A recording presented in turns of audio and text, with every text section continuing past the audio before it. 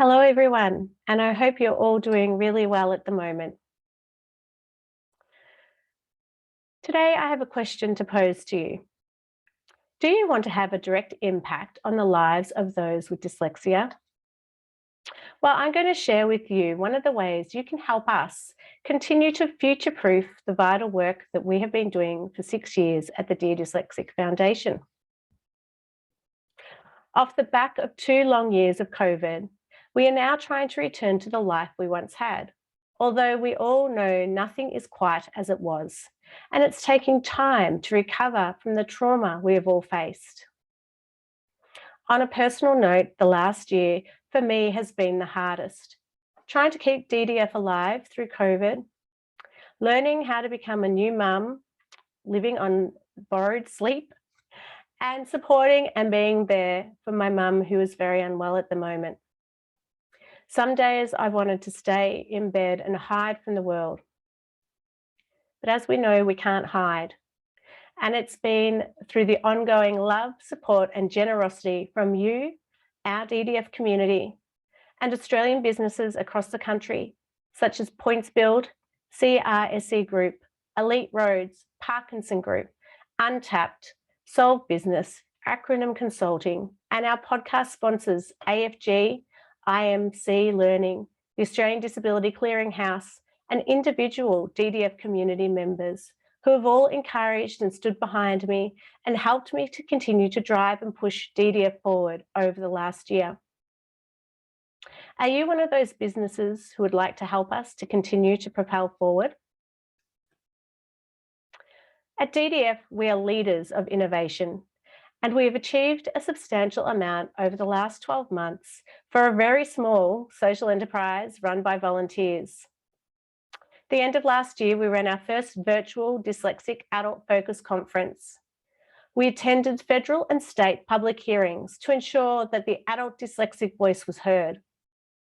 We continued our podcast with over 50 episodes now produced and more than 26,000 downloads internationally. This resource continues to fill a gap for adults with dyslexia and is one of our most important ways of sharing stories globally. We were so excited to launch the first of our e-learning courses, Australian-based, that support workplaces to have a better understanding of their dyslexic employees and how to support them in the workplace and see the qualities that they bring.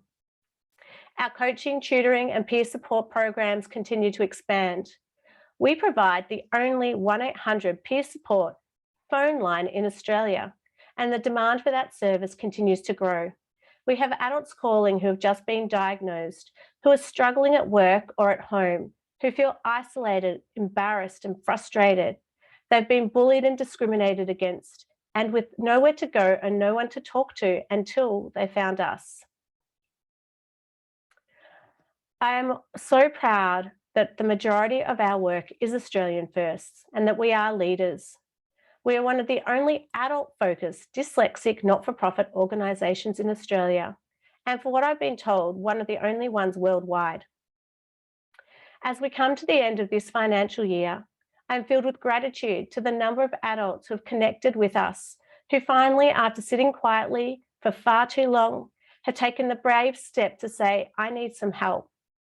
I don't want to feel alone anymore, and I do not want to feel ashamed. Dyslexia is a hidden disability that does not go away, and as we transition from school into the workplace, the struggles we face throughout life are real, and for many, they are unsupported. We invest so much into children, as we should, because we know that early intervention is the key to improving quality of life outcomes.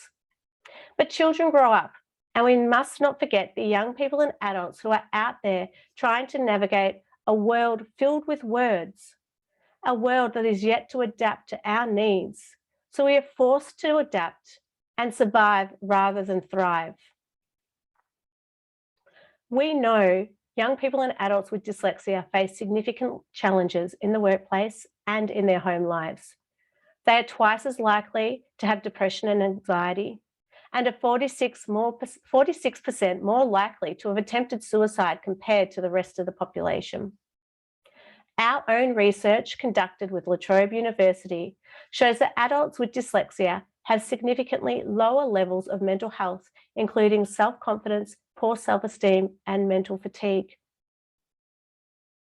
That's why I'm here today, asking you to be part of our movement that continues to support our vital work, so together we can ensure young people and adults with dyslexia do not fall through the gaps like I did, do not get left behind, and are not forgotten.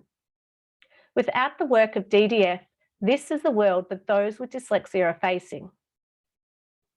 Right now, DDF's future is in your hands, and we need your financial help so we can raise the vital funds needed to continue our work.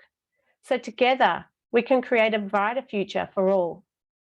So I thank you for listening, and I look forward to working with you, and I greatly appreciate all your support over the last 12 months. Thank you, and we look forward to speaking to you again soon. Bye for now.